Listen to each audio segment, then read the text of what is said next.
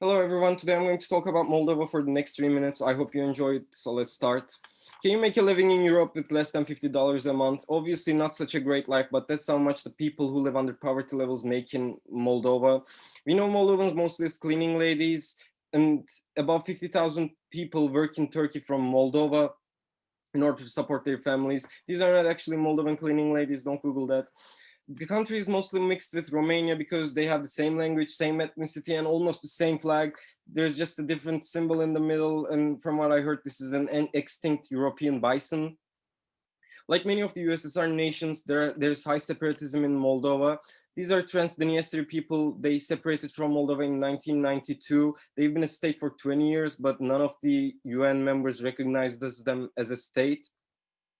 These are more than one third of the people are ethnic Russians, and they wanted to have their own language. And Moldova made Romanian their official language, so they wanted to have their own state. These are Caucasian people. They don't really have a problem with the Chisinau government. They're spread to 4 different areas, with majority of population being Caucasians in these areas. They don't have a problem with the Chisinau government, but they say they would have a problem if Moldova decides to join the EU. They say they would stick with Russia. They're so poor, poorest country in Europe with respect to GDP per capita. According to 2009, minimum wage is 2,610 leis, $151. 25% of people live under poverty levels. And I don't know if it's because of this, but there's high bribery in Moldova. According to a traveler's log, the bribery begins at the airport.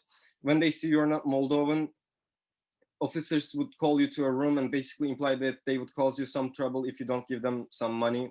And when you're driving around in the city, if police officers recognizes you as a non-Moldovan, they would stop you in order to get some money off you. And if they can't intimidate you, they would just ask for cigarettes. That's how popular bribery is in Moldova. Electricity is actually cheaper than water, but don't get excited too quickly. Moldova solves its energy problem by importing it from Ukraine and Russia, making electricity really cheap. But it's cheaper than water because water is really expensive. They say people only seldomly shower because of how expensive the water is. And being such a depressive country, they drink a lot of wine and produce a lot of wine. It's a tradition that goes back more than 5,000 years. It's like a symbol of the country. They're the 12th in exporting wine. This is Mleshti Michi, the hugest wine cellar in the world. It's longer than 200 kilometers. Like I checked, and that's actually true, but only 55 kilometers of it in use. And politics in Moldova is really messy. In 2009, they couldn't select a president for 3 years, and in the end, they just appointed this guy, a supreme judge, as the president.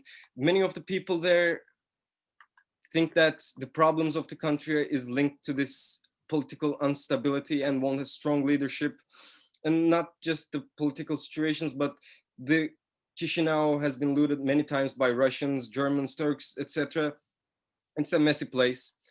This is Ivan Gargaluk, an ethnic Caucasian and a Moldova citizen who has been living in Turkey for more than 10 years.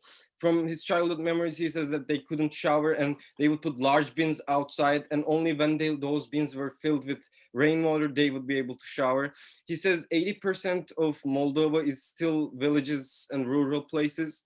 And he says most of his friends try to go to Moscow or Turkey in order to make a living and support their families. That's how bad it is in Moldova. Thank you for listening. Have a good day.